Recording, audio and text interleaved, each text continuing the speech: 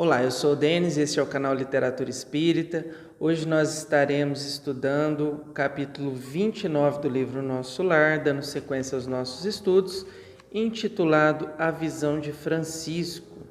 Então, como nós tínhamos visto no capítulo anterior, André Luiz já iniciou seus trabalhos nas câmaras de retificação e ele se ofereceu para os trabalhos extras, os trabalhos noturnos, devido à necessidade de trabalhadores. Como a gente viu também, nesta época do livro estava começando a Segunda Guerra Mundial na Terra, então o plano espiritual ele estava extremamente sobrecarregado, tanto pelas vibrações inferiores, quanto pelo número excessivo de desencarnes que estavam ocorrendo naquela época, desencarnes violentos, espíritos em grandes dificuldades passando pelo mundo espiritual. E aí, André Luiz ele se deparou com Francisco, que era um dos espíritos que estavam nas câmaras, e esse Francisco ele começou a ter pesadelos e a chamar a Narcisa, e a falar para ela que estava vendo um monstro, que esse monstro estava perseguindo. E André Luiz, sem entender muito o que estava acontecendo, foi só acompanhando a cena, dele narrando. E aí a Narcisa tentando ajudá-lo com os passes, mas dizendo para ele, para o Francisco, que a maior parte seria dele, que ele que deveria concentrar seu pensamento em oração, se ajudar também para que ela pudesse ajudá-lo. E aí ela conseguiu acalmá-lo, melhorar a situação, e aí ela foi explicar para André Luiz o que estava acontecendo, quem que era esse monstro que ele estava vendo, André Luiz até pergunta se seria um espírito, alguma coisa que estava invisível aos olhos dele.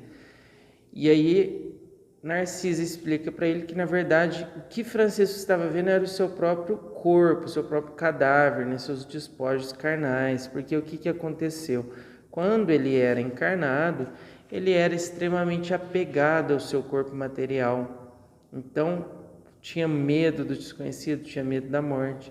Quando ele desencarnou, ele se recusou a abandonar o corpo, então ele continuou do lado do corpo, tentando reviver aquele corpo, tentando reviver, e com o passar do tempo, o corpo começou a entrar em decomposição e aqui ele foi tomado de horror, tanto pelas impressões que ele tinha do corpo se decompondo, quanto pela visão, quanto pela própria energia, ele ainda estava muito energeticamente vinculado ao corpo, por questões de pensamento.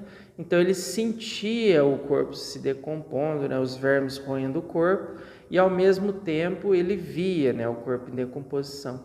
Então aquele apego que ele tinha foi se transformando em horror, Então ele passou um tempo no umbral, e era para ele continuar no umbral, só que aqueles que tinham sido seus pais na Terra, eles eram espíritos muito elevados, tinham muitos méritos espirituais, e intercederam para que ele fosse recolhido em nosso lar. Então ele foi recolhido nas câmaras de retificação e Narcisa, os outros enfermeiros estavam cuidando dele, mas a própria Narcisa disse que demoraria muito tempo para ele sair das câmaras, pelo estado de saúde mental em que ele se encontrava, Ele ainda sofria muito com aquilo.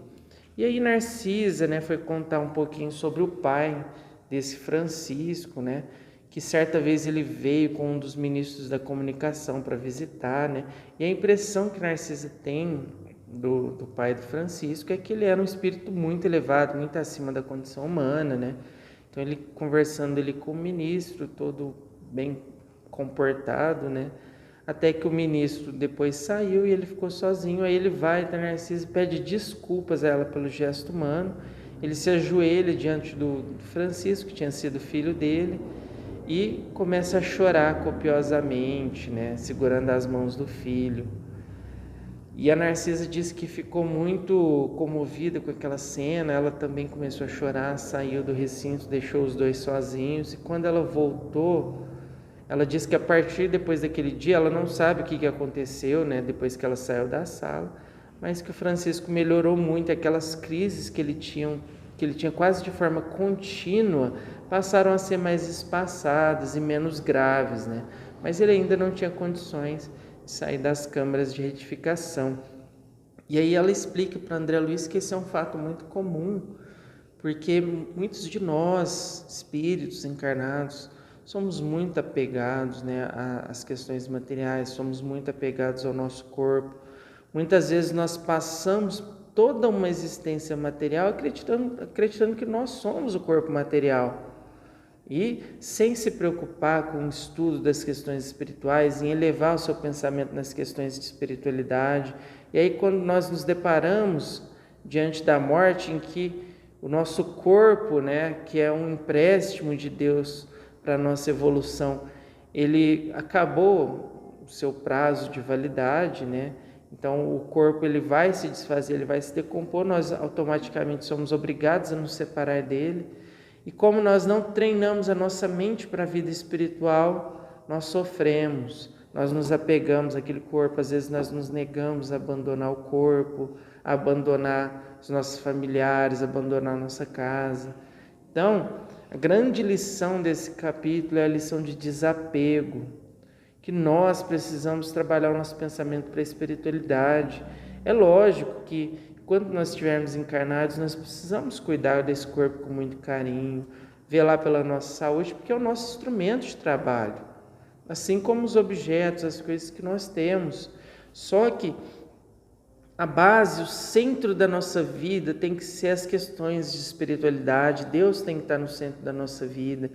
Nós precisamos estudar, buscar conhecimento, tentar entender o que nós somos, de onde nós viemos, por que nós estamos aqui, para onde nós iremos depois, o que é a evolução, o que é o mundo espiritual. Porque aí, quando nós desencarnarmos, se nós tivermos tido uma vida digna, honesta e mais espiritualizada, nós vamos ter uma transição suave. Um pouquinho de perturbação todos nós vamos sofrer mesmo, mas a transição ela será suave. Você chegará no mundo espiritual, será recolhido por pessoas que gostam de você, que te amam, que velaram por você durante a sua encarnação. E a sua adaptação, ou melhor, a sua readaptação ao mundo espiritual, ela será muito mais tranquila, muito mais suave. Então, vamos ter essa consciência. Nós não sabemos o dia do nosso desencarne, nós não sabemos quando nós retornaremos para o mundo espiritual, mas nós precisamos estar em constante transição, em constante aprendizado, em constante processo de espiritualização.